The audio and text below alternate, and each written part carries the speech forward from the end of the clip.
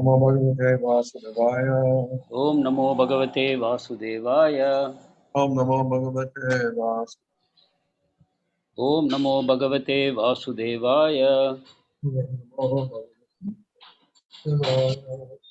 Om Namo Bhagavate Vasudevaya.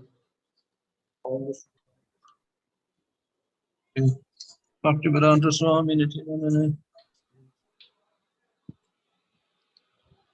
Sarvashesha Srinivadi Pastanjali Tarane Sri Krishna Chaitanya Prabhu Sri Advaita Gadadhara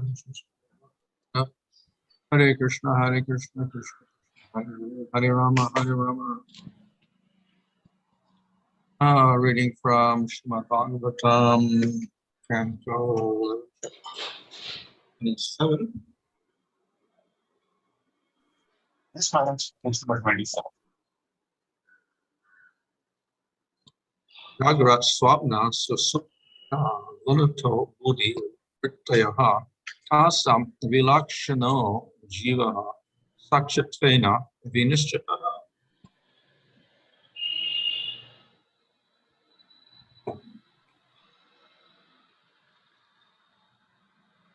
Translation.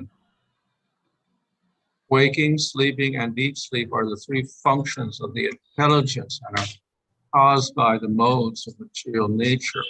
Living entity within the body, ascertained to possess characters, is different from these three states, and thus remains as a witness to them. Purport: spirit soul actually has nothing to do with the material world, having no permanent or natural relationship with it. Real renunciation means to give up the illusory identification with matter in its subtle, gross forms. Suṣuptaṁ, or deep sleep, indicates sleeping without any dreams or conscious activity. These three states are described by Lord Krishna as follows: sattva jāgrat, vidya, rajasa svapnaḥ adishet, su-suptam, tamaso jantos, turiyam trishu. One should know that wakefulness is born from the mode of goodness, dreams from the mode of passion, and deep, dreamless sleep from the mode of ignorance. The fourth element, pure consciousness, is different from these three and pervades them.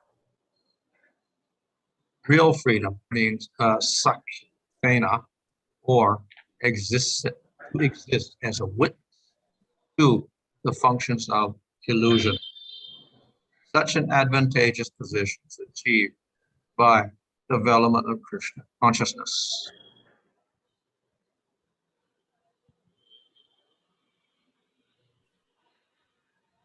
So, previous discussion was on the senses and the mind. இதற்கு முன்னால் புலன்களையும் மனத்தையும் பற்றி ஆராய்ச்சி செய்தோம். And usually we think of our senses operating in the waking state.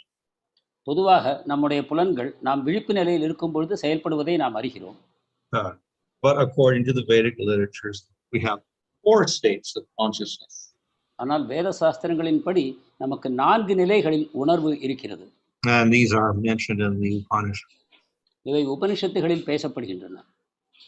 So one, of course, is the waking state. அதில் ஒன்றானது நமது விழிப்பு நிலை. And next is the dreaming state. அடுத்தது கனவு நிலை. The third state, called su-suptam, is deep sleep without any dream. சுஷுப்தி என்பது ஆழ்ந்த தூக்க நிலை, அதில் கனவுகள் இல்லை. And this, of course, occurs every night. இது தினந்தோறும் இரவு நேரத்தில் நாம் அனுபவிக்கிறோம். But we're not aware of it. ஆனால் அதை நாம் அறிவதில்லை, உணர்வதில்லை. And then the fourth state is not observable at all for normal beings, and that is the fourth state, spiritual consciousness. இது மூன்றையும் கடந்த ஒரு நிலை இருக்கிறது. அது நாம் உணர்வதே இல்லை. அது முழுமையான ஆன்மீக உணர்வு ஆகும். So these 3 states are within the guṇato.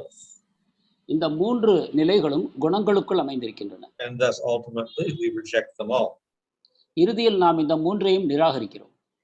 So as explained in the purport, From sattva arises waking state, from rajaguna arises dream state, and from tamaguna arises deep sleep. இந்த ஸ்லோகத்தின் உரையில் நாம் கண்டபடி விழிப்பு நிலை என்பது சத்வகுணத்திலும், கனவு நிலை ரஜோகுணத்திலும், ஆழ்ந்த உறக்க நிலை தமோ குணத்திலும் உண்டாகின்றன. So of these in terms of consciousness, the waking state is the most active. இந்த மூன்று உணர்வு நிலைகளுக்குள் விழிப்பு நிலையே அதிக செயல்பாடுகள் உள்ளதாக அமைந்திருக்கிறது. And it is in this waking state that we can also develop spiritually. விழிப்பு நிலையில்தான் நாம் ஆன்மீகத்தையும் வளர்த்துக் கொள்ள முடியும். So in that sense, it's more favorable than the other two states. இந்த விதத்தில் மற்ற இரண்டு நிலைகளை விட விழிப்பு நிலையே நமக்கு சாதகமாக அமைந்திருக்கிறது. Nevertheless, all these states, like the gunas, are under ignorance.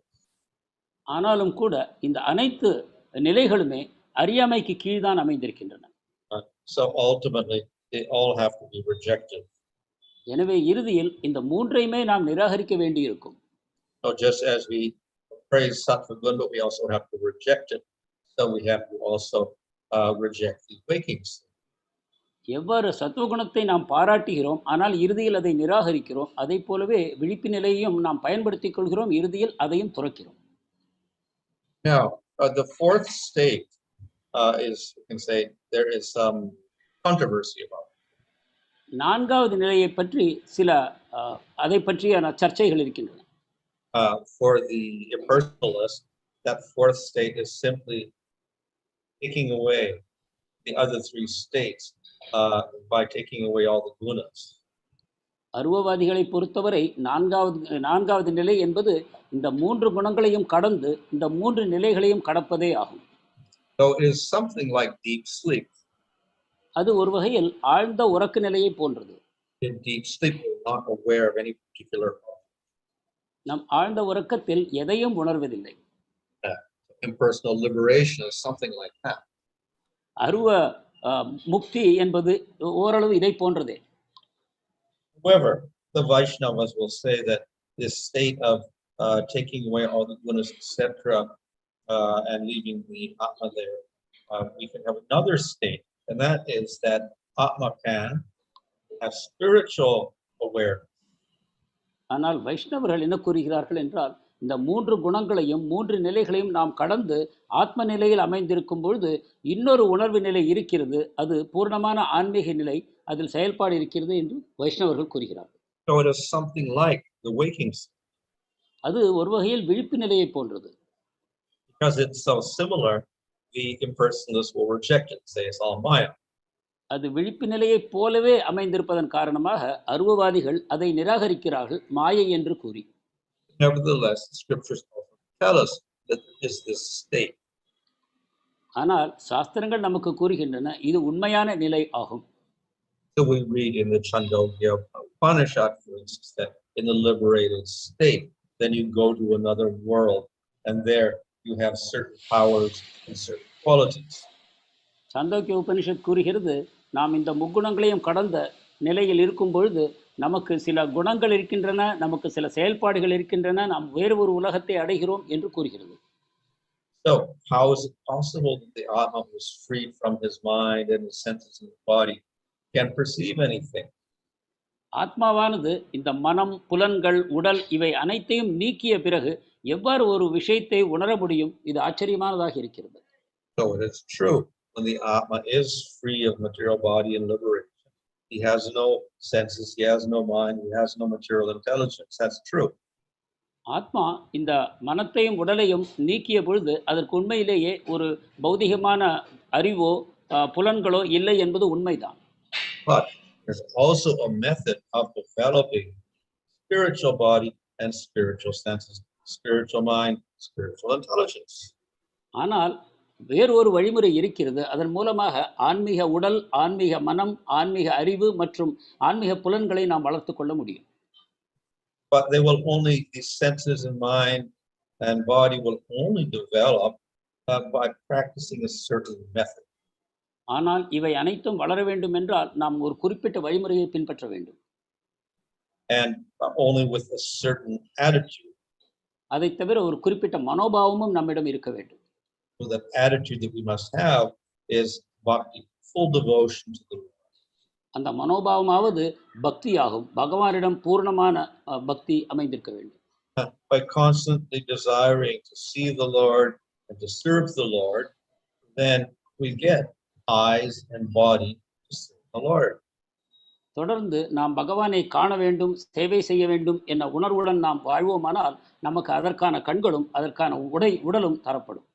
If we don't have that desire to serve the Lord, then we will not develop that spiritual body and the spiritual sense. பகவானுக்கு சேவை செய்ய வேண்டும் என்ற ஆர்வம் நம்மிடம் இல்லை என்றால் நமக்கு அந்த ஆன்மீக சரீரமும் ஆன்மீக உணர்வுகளும் கிடைக்காது.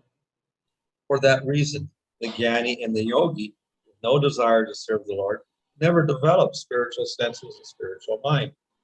இதனால் தான் ஞானிகளும் யோகிகளும் அவர்களுக்கு பகவானுக்கு சேவை செய்யும் ஆர்வம் இல்லாத காரணத்தினால் அவர்களுக்கு ஆன்மீக உடலும் உணர்வுகளும் கிடைப்பதில்லை. The devotee, however, from the beginning of his practice, from his sadhana, he is aspiring to serve the Lord.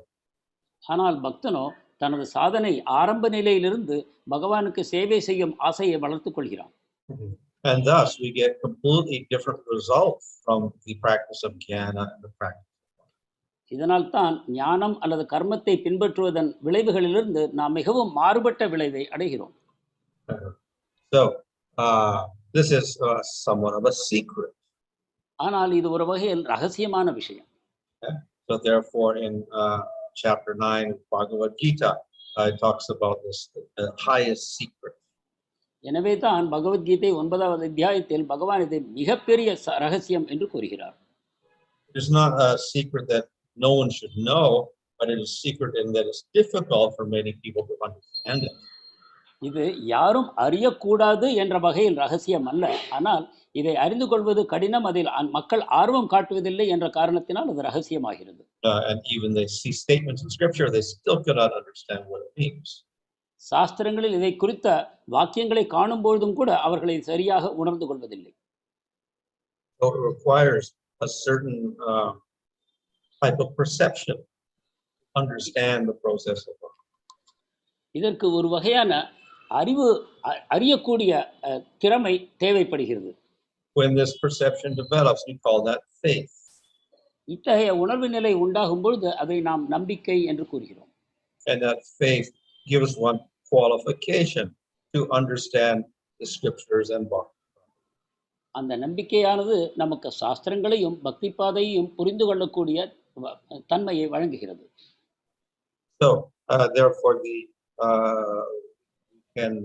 must reject material mind and material senses because generally Maya. But at the same time, we should understand we must develop spiritual senses and mind. எனவே நம் பௌதிக புலன்களையும் பௌதிக உடலையும் நிராகரிப்பது அவசியமே ஆகும். ஆனால் ஒரு நிலையில் நமக்கு ஆன்மீக உடலையும் உணர்வுகளையும் வளர்த்துக் கொள்ள வேண்டும் என்ற அறிவு தேவைப்படுகிறது. So how can we do this? இதை எவ்வாறு வளர்த்துக் கொள்வது? So in the process of bhakti, we use material mind and the material senses, and through that we develop spiritual mind and spiritual senses. நம் பக்தி சாதனையின் பொழுது நமது பௌதிக மனத்தையும் பௌதிக புலன்களையும் பயன்படுத்துவதன் மூலமாக நாம் ஆன்மீகத்தை வளர்க்கிறோம். Of course, you can also ask, how is that possible? அது எவ்வாறு சாத்தியம் என்ற வினா எழலாம். And like we say, the karma is material. How can it give a spiritual result? உதாரணமாக கர்மா பௌதிகமானது, அது எவ்வாறு ஆன்மீக பயன்களை தர முடியும் என்ற கேள்வி எழலாம். Jnana is also sattva material. How can it give liberation? ஞானமும் கூட பௌதிகமானது, சத்வகுணத்தை சார்ந்தது, அது எவ்வாறு முக்தியை தர முடியும்? So how can material mind and material senses and body, how can they give a spiritual world? பௌதிக மனமும் பௌதிக புலன்களும் பௌதிக சரீரமும் எவ்வாறு நமக்கு ஆன்மீக உலகத்தை வழங்க முடியும்? So it is a very reasonable question. இது ஒரு ஏற்றுக்கொள்ளக்கூடிய கேள்விதான். And the answer lies in the inconceivable nature of bhakti. இதற்கு பதில் என்னவென்றால் பக்தியின் நம்மால் புரிந்து கொள்ள முடியாத உன்னதமான சக்தி என்பது. Bhakti is fully spiritual, but it can utilize our material senses and our material mind. பக்தி என்பது முழுக்க முழுக்க ஆன்மீகமானது, ஆனால் அதை நம் பௌதிக உடலையும் மனத்தையும் பயன்படுத்தி செயல்படுத்த முடியும். So using our mind and senses can give a spiritual result because of the bhakti. நமது பௌதிக மனத்தையும் பௌதிக உடலையும் பயன்படுத்தி நாம் ஆன்மீக பயனை அடைகிறோம் என்றால் அது பக்தியின் சக்தியே ஆகும். When our spiritual mind and senses are developed, we no longer need our material mind and senses. நமது ஆன்மீக உடலும் ஆன்மீக புலன்களும் வளர்ந்த பிறகு பௌதிக உடலும் மனமும் நமக்கு தேவைப்படாது. And therefore the Lord takes us to this world. அதன் பிறகு பகவான் நம்மை ஆன்மீக உலகத்துக்கு அழைத்து செல்கிறார். So this development of the bhakti is dependent upon that using the body and mind, but actually the whole process is the bhakti within those senses and mind. இவ்வாறு இந்த ஆன்மீகமான பக்தி பாதை பௌதிகமான உடலையும் மனத்தையும் கொண்டே செயல்படுத்தப்படுகிறது. So you can do the processes of bhakti with your senses and mind, but if there's no bhakti there, it will give a material result. நம் உடலையும் புலன்களையும் பயன்படுத்துகிறோம், ஆனால் அதில் பக்தி இல்லை என்றால் அதில் பௌதிகமான விளைவுகள் தான் நமக்கு கிடைக்கும். And thus we have what is called the pretender or the cheater. He may do bhakti, but he has no faith at all in the process, no faith in the existence. Maharaj, I didn't get that. One may do bhakti, but as a pretender, and that person will do the acts of bhakti, like hearing and chanting, but he has no faith. ஒருவர் பக்தியை ஒரு பாசாங்கு போல செய்வதன் காரணமாக அவர் ஜபம் செய்கிறார், பக்தி தொண்டுகளை செய்கிறார், ஆனால் பக்தி இல்லாமல் அதை ஒரு பாசாங்காக செய்யும் பொழுது அவருக்கு ஆன்மீக விளைவு கிடைக்காது. So it will not give any spiritual results. அதிலிருந்து ஆன்மீக பயன்கள் எதுவும் விளையாது. But when that bhakti is there, that is, we have faith and we do the bhakti, then we get very good results. That is development. ஆனால் பக்தி இருக்கும் பொழுது, நம்பிக்கை இருக்கும் பொழுது அது மிக உன்னதமான ஆன்மீக விளைவுகளை வழங்க வல்லது. Also explain that though we're using the material mind and senses in sadhana bhakti, when we do bhakti, then those mind and senses become spiritualized.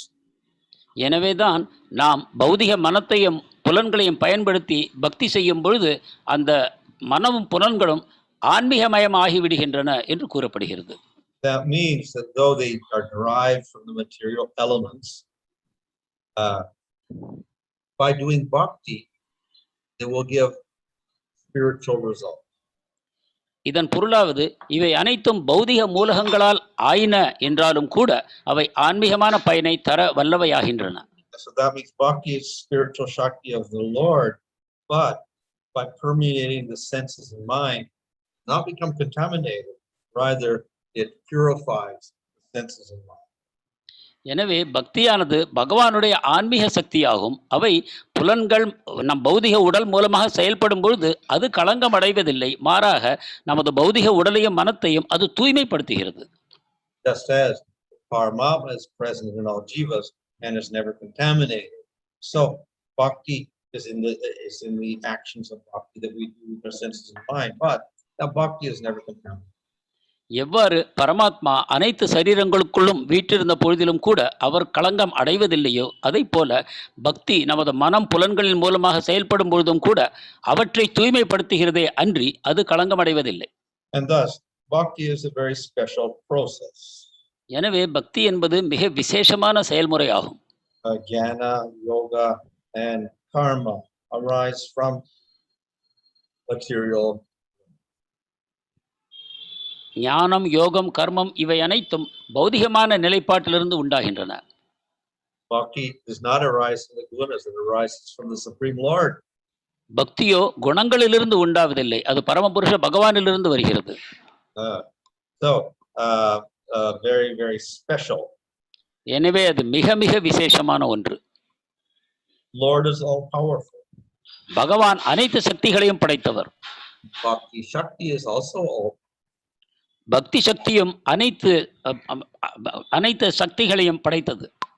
And thus the process of bhakti itself is a very special process. எனவே பக்தியின் வழிமுறையும் மிக விசேஷமான வழிமுறையாகும். And we cannot underestimate the results of பக்தியினுடைய விளைவுகளை பற்றி நாம் சாதாரணமாக எடுத்துக்கொள்ளக்கூடாது. And similarly, of course, within bhakti then we have the name. பக்திக்கு உள் பகவானுடைய நாமம் அமைந்திருக்கிறது. This is a most extraordinary feature. அதுவே பக்தியின் மிக அசாதாரணமான அம்சம். It is considered to be the most powerful part of bhakti. அதுவே பக்தியின் மிக சக்தி வாய்ந்த அம்சம் என்று கூறலாம். Such that even if one does not have faith, it gives results. இதன் மூலமாக நம்பிக்கை இல்லாதவருக்கும் கூட அது பயன்களை வழங்குகிறது. And thus, it is most astonishing. எனவே அதுதான் அதிகபட்சமான சக்தி வாய்ந்தது. And for that reason, Chaitanya Mahaprabhu has claimed that chanting the name is the yuga dharma. அதனால்தான் சைத்தன்ய மகாபிரபு நாம ஜபம் தான் யுக தர்மம் என்று நமக்கு வழங்கி இருக்கிறார். Although generally we do all types of bhakti, we put the emphasis upon Nam Sankirtan. பொதுவாக நாம் அனைத்து வகையான பக்திகளையும் செய்கிறோம், ஆனால் அதில் முக்கியத்துவத்தை நாம் நாம சங்கீர்த்தனத்துக்கே கொடுக்கிறோம்.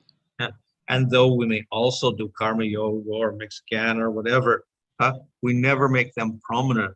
It is always the Nam Sankirtan which is the most prominent process. நாம் கர்மயோகத்தையும் கலப்படமான ஞான யோகத்தையும் கூட செய்து வரலாம், ஆனாலும் கூட அனைத்திலும் முக்கியத்துவத்தை நாம் இந்த பக்தி பாதைக்கே கொடுக்க வேண்டும். So in this way, bhakti is very special and chanting the holy name is very special. இவ்வாறு பக்தி விசேஷமானது, அதிலும் புனித நாமத்தை உச்சரிப்பது மிக விசேஷமானது. So in this verse it describes all of our states of consciousness, three states we're familiar with, all material.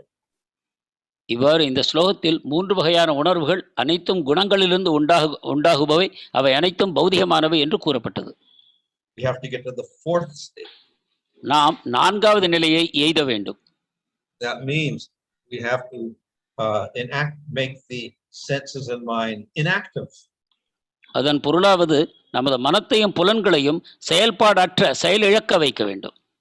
Only by getting rid of the waking, sleeping, and deep sleep states can we reach the fourth state, and we can only do that by no action of the senses.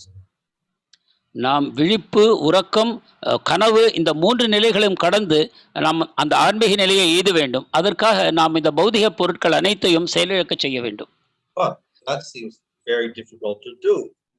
ஆனால் அது செய்வது கடினமானது. How can we stop the senses and mind completely? It's very difficult to do.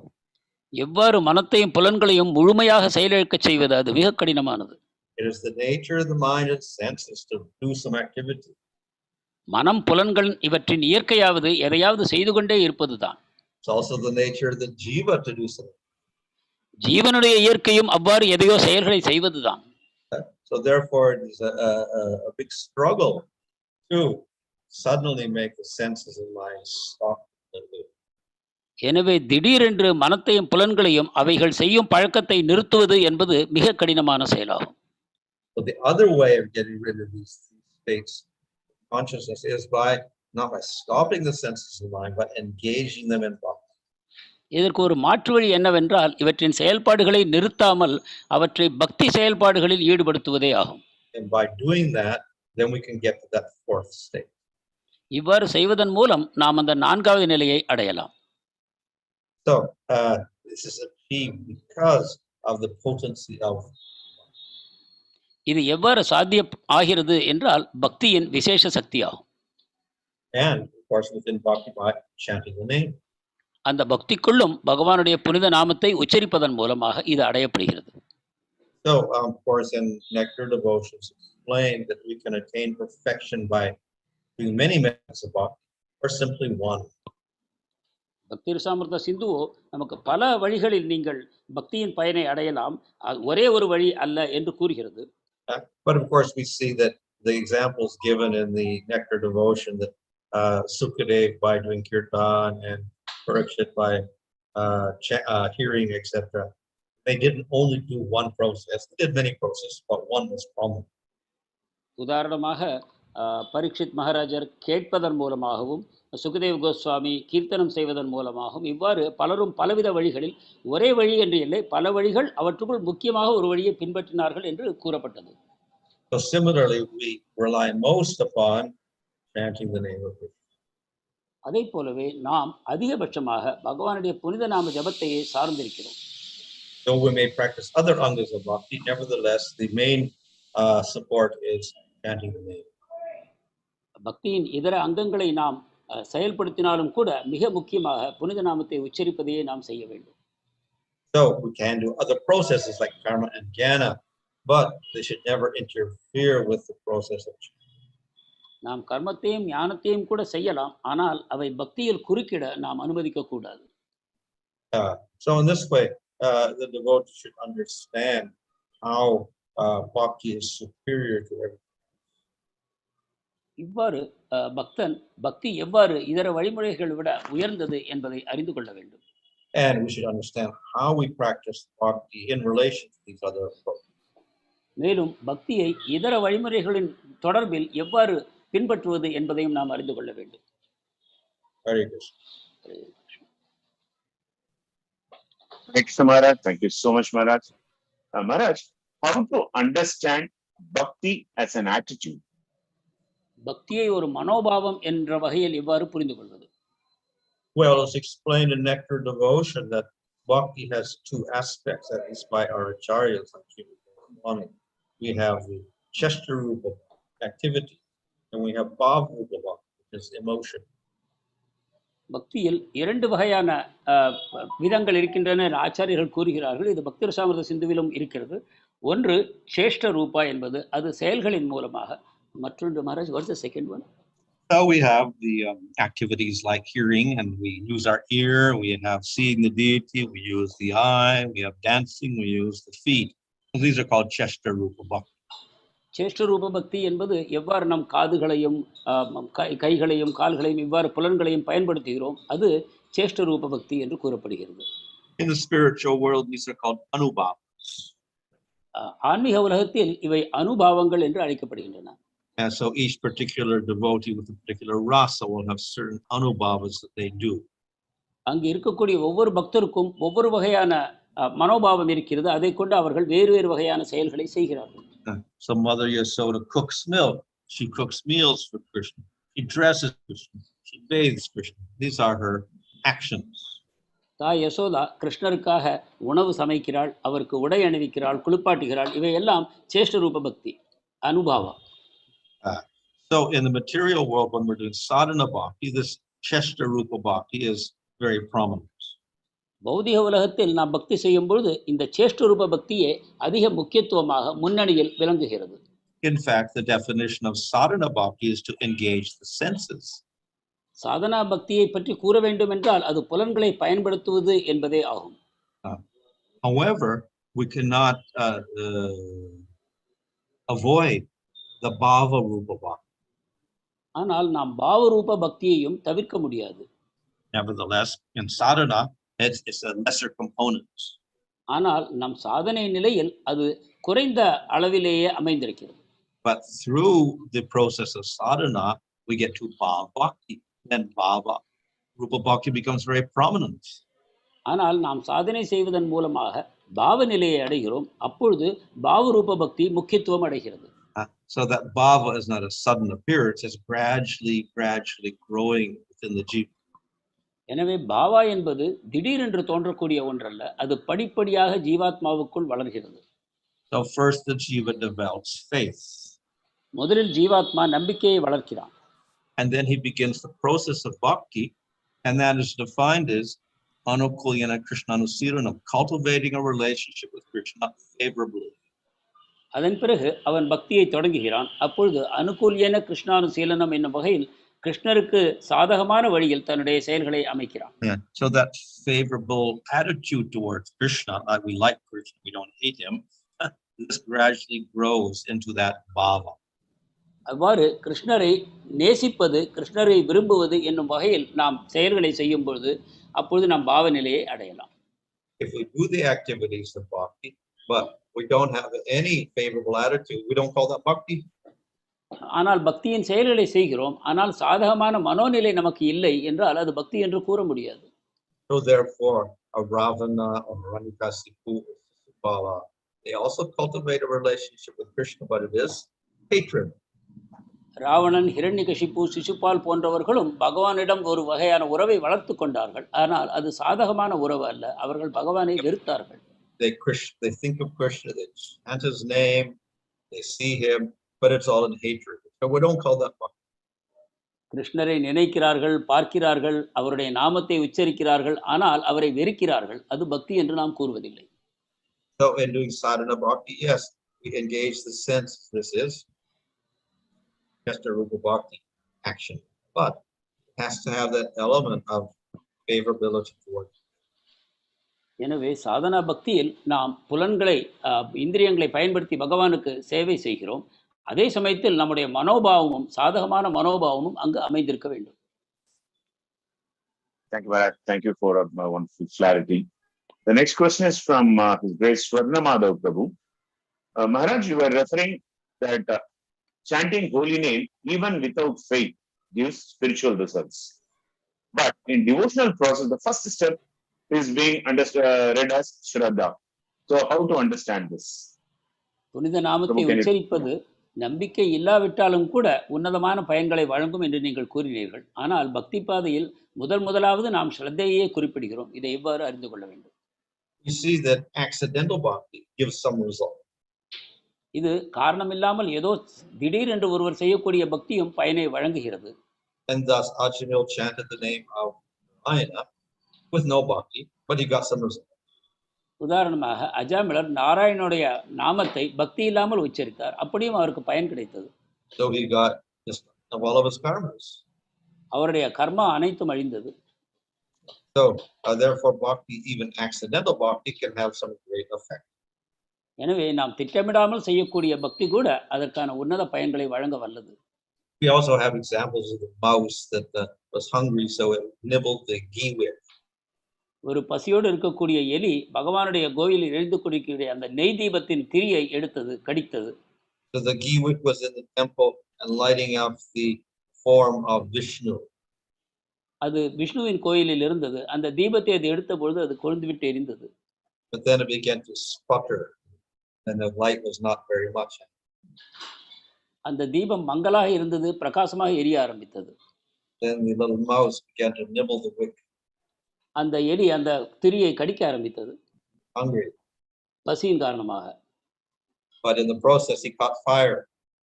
ஆனால் அதன் காரணமாக அது எரிந்து போயிற்று. He burst into flame. அது நெருப்பினால், கொழுந்து விட்டு எரியும் நெருப்பினால் மூடப்பட்டது. He lit up the deity. அதன் மூலமாக அந்த விக்கிரகத்துக்கு வெளிச்சம் கிடைத்தது. So for that act of service of lighting up the deity, then he got to Vaikuntha.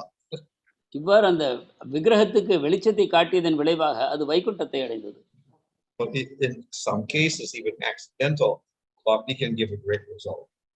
இவ்வாறு திட்டமிடாமல் செய்யப்படக்கூடிய சில பக்தி செயல்களுக்கும் கூட நமக்கு மிக உன்னத விளைவுகள் கிடைக்கின்றன. But generally, we rely upon our intentional bhakti with favor, and that gives the greatest. ஆனால் பொதுவாக மக்கள் நாம் திட்டமிட்டு செய்யக்கூடிய பகவானுக்கு சேவை செய்ய வேண்டும் என்ற நோக்கத்துடன் செய்யக்கூடிய செயல்களையே சார்ந்திருக்கிறோம். Even hatred of Krishna gives a good result. பகவானையை மிகவும் வெறுப்பதும் கூட உன்னத பயன்களை தருகிறது. So Kamsa concentrated on Krishna and hatred, Shishupala and hatred and fear, but not the spiritual world. கம்சனோ சிசுபாலனோ பகவானை வெறுத்தோ பயந்தோ அந்த விதத்தில் அவர்கள் சேவை செய்தார்கள். ஆயினும் அவர்களுக்கு ஆன்மீக உலகம் கிடைத்தது. So this particularly applies to Krishna and the name of Krishna. They have very great effect. இவ்வாறு கிருஷ்ணருடைய ரூபமும் அவருடைய நாமமும் மிக உன்னத பயன்களை வழங்க வல்லவை. Thank you, Maharaj. That was so sweet. Maharaj, those faithless chanters, what is the result they derive? What are the spiritual results they derive? நம்பிக்கை இல்லாமல் ஜபம் செய்யக்கூடியவர்கள் என்ன ஆன்மீக விளைவுகளை அடைகிறார்கள்?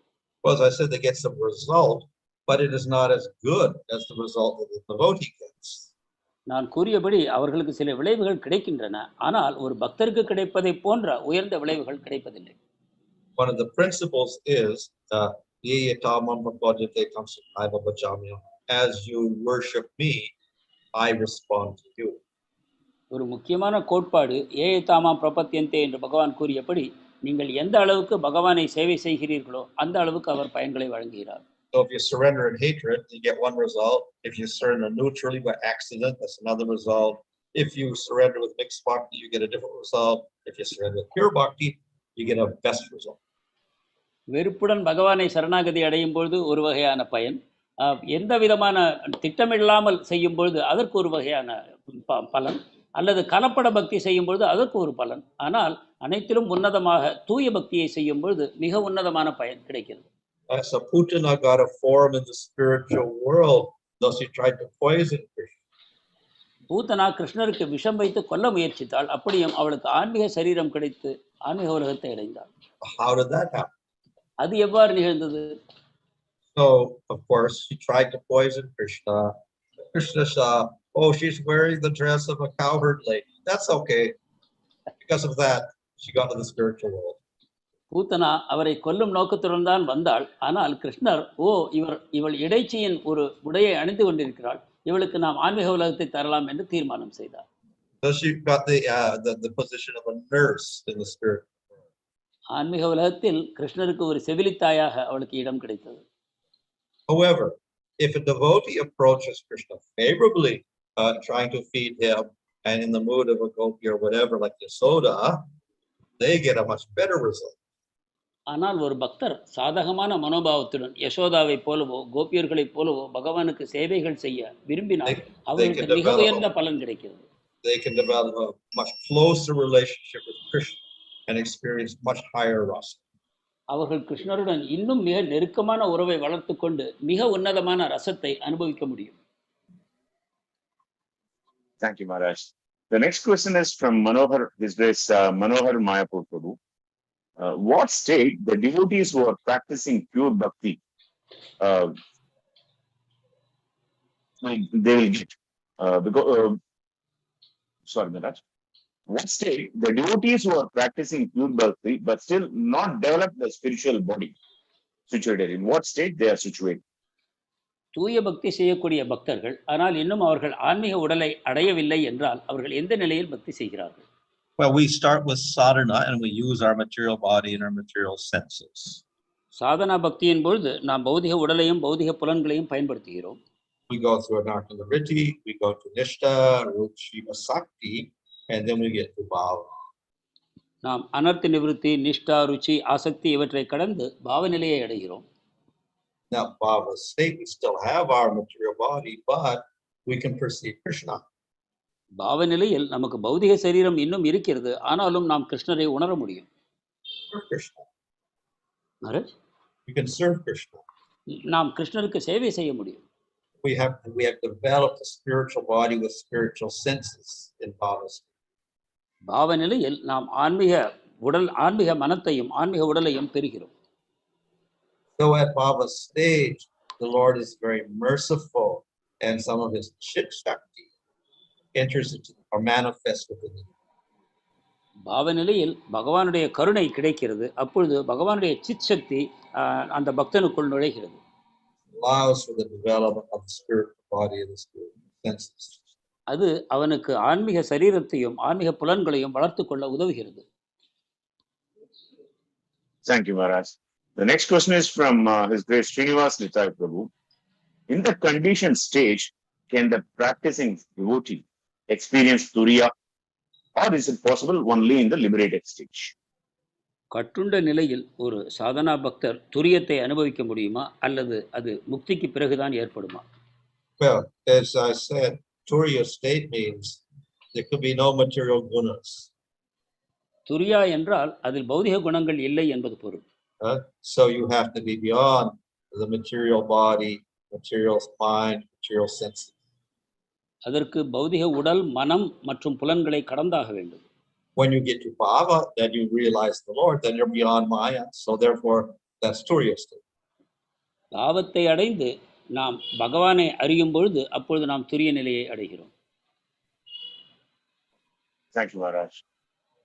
The next question is from Jyoti Sundar Mataji. Why is Hiranyagarbha form compared to a covering? This is with reference to a quote in Saratra Darshini, which says the Lord's universal form, Hiranyagarbha form, and Maya are all coverings. ஹிரண்யகர்பா என்னும் பகவானுடைய ரூபமானது ஏன் மாயையின் ஒரு மூடி ஆக கூறப்படுகிறது? The Hiranyagarbha form often refers to another form of Brahma. ஹிரண்யகர்ப்பா என்பது பிரம்மாவின் மற்றொரு வடிவமாக கூறப்படுகிறது. Like the subtle aspect of, like the subtle body of the universe.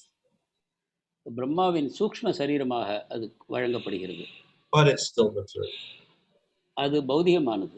Maharaj, is it material? Material. அது பௌதிகமானது. Thank you, Maharaj. With reference to the example which you gave regarding Putana, okay, it seems to be more of imitation, which is generally not recommended or appreciated for spiritual progress. So, how to understand that, Maharaj? But it was more than imitation. It was imitation with the attempt to kill Krishna.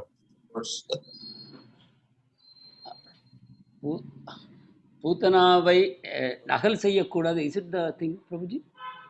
No, when it comes to bhakti, for spiritual progress, imitation is not recommended. So how to understand that? So பக்தியில் நாம் மற்றொருவரை நகல் செய்யக்கூடாது என்று கூறப்படுகிறது. பூத்தனாவை கருத்தில் கொண்டு இதை எவ்வாறு புரிந்து கொள்வது? ஆன்சர் என்ன, Prabhuji? Yeah, so anyway, it was not just imitation, but was disguising as a gopi to kill Krishna. Is even worse. அது நகல் மட்டுமல்ல, கிருஷ்ணரை கொல்ல வேண்டும் என்று கோபியின் வடிவத்தை எடுத்துக்கொண்டு வருவது அதை விட மோசமானது. But Krishna had a little soft heart for the appearance of it. So then he got merciful. But this is, of course, Krishna's particular mercy at that time.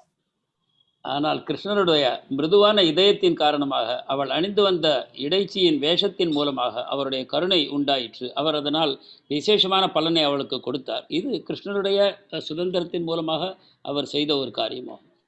We should not expect that we can just dress up like a cowherd boy or a gopi and get mercy that way. நாமும் இடையராகவோ இடைச்சியாகவோ வேடமிட்டுக் கொண்டு அந்த பலனை அடையலாம் என்று நாம் திட்டமிடக்கூடாது. This merely shows how merciful Krishna is even to the people who attempt to kill him.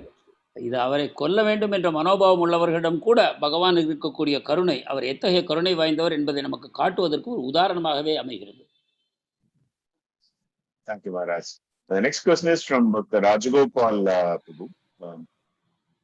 We see that in the scriptures, Yashoda Damodar Leela, binding to the grinding mortar, has been elaborated in a great way. It gives a feeling that perhaps those in other rasas could not experience what Yashoda Mata experienced, particularly that motherly selfless feeding and motherly affection. So can we understand like this, or how is it, Maharaj? Well, each rasa will have its particular experiences. சாஸ்திரங்களில் தாமோதர் லீலை பற்றி விரித்து கூறப்படுகிறது. மேலும் அதில் யசோதா தேவி அடைந்த அந்த உன்னதமான பலன் வேறு யாரும் அடையவில்லை என்றும் கூறப்படுகிறது. And those are different from the people experiencing other rasas. இது பதிலாவது அனைத்து வகையான ரசங்களிலும் ஒரு உன்னதமான நிலைகள் இருக்கின்றன. அவை இதர ரசங்களில் அடையப்படுவதில்லை என்று கூறுகிறார்கள். Now, some of the rasas are considered to be enemies with each other. Some are considered to be friends. Some are neutral. சில ரசங்கள் ஒன்றுக்கொன்று எதிரியாகவும் சில நண்பர்களாகவும் சிலது இடைப்பட்ட நிலையில் இருப்பதாகவும் கூறப்படுகின்றன. So one of the enemies is Vatsalya and Madhurya. They cannot coexist in one person. அதே போல வாத்சல்யமும் மாதுரியமும் எதிரிகளாக கூறப்படுகிறது. ஒரே நபருக்குள் அவை இரண்டும் அமைய முடியாது. So you cannot think of Krishna as your lover and simultaneously think of Krishna as your little child. கிருஷ்ணரை ஒரே சமயத்தில் உங்களுடைய காதலராகவும் உங்கள் குழந்தையாகவும் கருத முடியாது. Therefore, the experiences are quite different in the opposite. எனவே அந்த அனுபவங்கள் இரண்டும் வேறு வேறு வகையானவையாக அமைகின்றன. But of course, there are also common elements there in all the rasas. ஆனால் அனைத்து ரசங்களுக்கும் பொதுவான அம்சங்களும் உள்ளன. So the common element is great attachment to Krishna. அந்த பொதுவான அம்சமாவது கிருஷ்ணரிடம் உள்ள மிக நெருக்கமான பற்று. There is prema in all the rasas. பிரேமையும் அனைத்து ரசங்களிலும் அமைந்திருக்கிறது. But then, of course, in each rasa we have some additions. ஆனால் ஒவ்வொரு ரசத்திலும் சில விஷயங்கள் சேர்க்கப்படுகின்றன. So we get things like sneha and pranaya and raga and anuraga. Sneha, Pranaya, Raaga, அனுராகா என்று பல நிலைகள் உள்ளன. And in Mahabhava we have all present. Maharaj? We have all of these elements present. மகாபாவத்தில் இந்த அனைத்து அம்சங்களும் இருக்கின்றன. So therefore, whatever attachment that Mother Yasoda can feel, then the gopis can also feel that. எனவே தாய் யசோதா எத்தகைய உணர்வுகளை பகவானிடம் கொண்டிருந்தாலோ அதை கோபியர்களும் உணர முடியும். In fact, their attachment is even more intense. இப்படி சொல்ல போனால் அவர்களுடைய பற்றுதலானது யசோதையையும் விட அதிக தீவிரமானது. So it is described that Mother Yasoda is in constant raga. Maharaj, Mother Yasoda has reached the level of constant raga. தாய் யசோதா நிரந்தரமான ராக நிலையை அடைந்தார் என்று கூறப்படுகிறது. Now, but the gopis have higher states of attachment, that is anuraga and mahabhava. ஆனால் கோபியர்களோ அவரையும் விட உயர்ந்த அனுராகம் மற்றும் மகாபாவம் என்ற நிலைகளில் அமைந்திருக்கிறார்கள். But they also have raga, right? அவர்களுக்கும் ராக நிலையும் அவர்கள் அனுபவிக்கிறார்கள். Maharaj, the next question is from His Grace Subhanga Krishna Prabhu. To make Krishna consciousness 24 hours conscious, because always the mind tends to go away. Krishna உணர்வில் 24 மணி நேரம் இருப்பது எவ்வாறு? ஏனென்றால் மனம் ஒவ்வொரு இடத்திற்கும் சஞ்சலமாக அலைகிறது. Well, the only way you can be 24 hours Krishna conscious is you don't have a material body and material mind at all. That is, you've reached a state of prema. பௌதிக உடலும் பௌதிக புலன்களும் இல்லாத நிலையில் மட்டுமே நீங்கள் 24 மணி நேரம் கிருஷ்ண உணர்வை அடையலாம். அது பிரேமத்தில் மட்டுமே அடையப்படுகிறது. Thank you, Maharaj. The next question is from His Grace Satyanarayan Mohandas. You have nicely explained about the results which are obtained by a person who is chanting or devotional service without fail. How about devotees who are engaged in devotion with material motives? What about those results? நம்பிக்கை இல்லாமல் பக்தி தொண்டு செய்பவர்களுக்கு என்ன பலன் என்று கூறினீர்கள். ஆனால் பௌதிக இச்சைகளுடன் பக்தி தொண்டு செய்பவர்களுக்கு உள்ள பலனை பற்றி கூற வேண்டும். Well, they will get some quick results more quicker than doing accidental bhakti. It takes a long time, but they don't get the same results as one who does pure bhakti. அவர்களுக்கு திட்டமிடாத பக்தி செய்பவர்களை விட உயர்ந்த பலன் விரைவிலேயே கிடைக்கும். ஆனால் நோக்கமில்லாமல் செய்யும் பக்தியை போன்ற உன்னத விளைவுகள் அவர்களுக்கு கிடைக்காது.